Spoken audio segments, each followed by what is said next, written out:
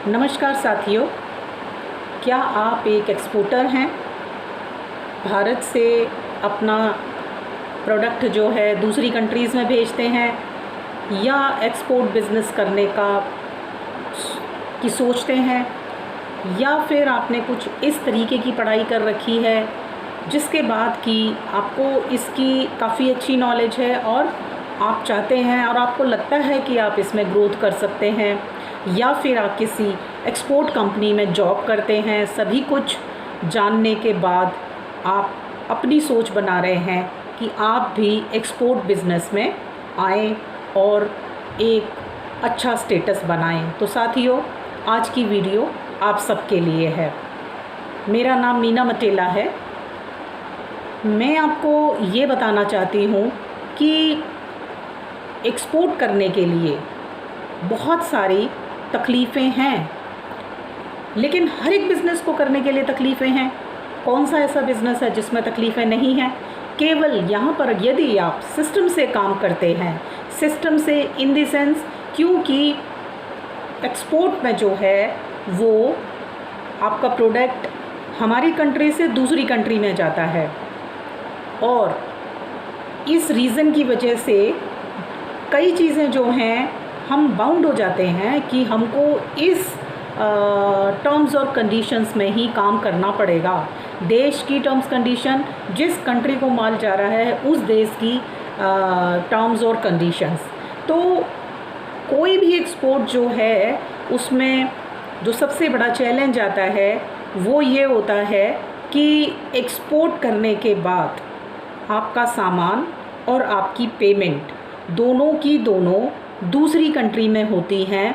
जब तक कि पूर्ण भुगतान आपको नहीं मिल जाता, आपको अपने पेमेंट की वेट करनी पड़ती है। तो साथियों, बस एक यही चैलेंज आता है जिसकी वजह से कोई भी एक्सपोर्टर इस एक्सपोर्ट बिज़नेस को करने में हेजिटेट होता है।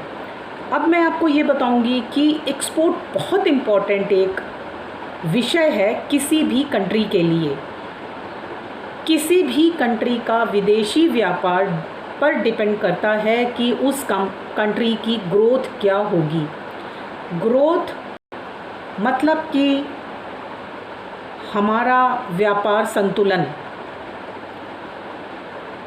कोई भी कंट्री जो है पूर्ण रूप से आत्मनिर्भर नहीं होती।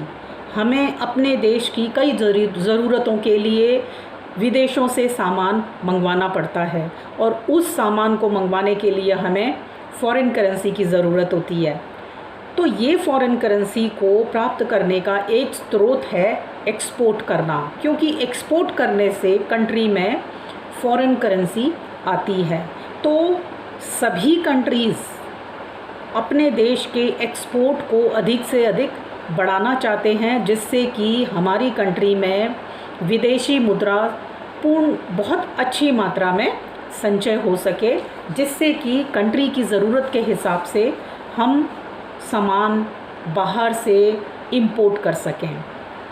तो साथियों, जो मैंने आपको ये बताया कि एक भुगतान पेमेंट रिस्क है जो एक्सपोर्टर्स के लिए सबसे बड़ा चैलेंज होता है। इसके लिए हमारी भारत सरकार की तरफ से ECGC एक ऐसा विभाग बनाया गया है। ये एक सरकारी संस्था है, सरकारी ऑफिस है, जिसमें कि आप एक्सपोर्ट को बढ़ाने से संबंधित बहुत सारे लाभ प्राप्त कर सकते हैं। इसका मुख्य उद्देश्य ही यही है कि एक्सपोर्टर्स को एक्सपोर्ट करने के लिए इनकरेज किया जाए।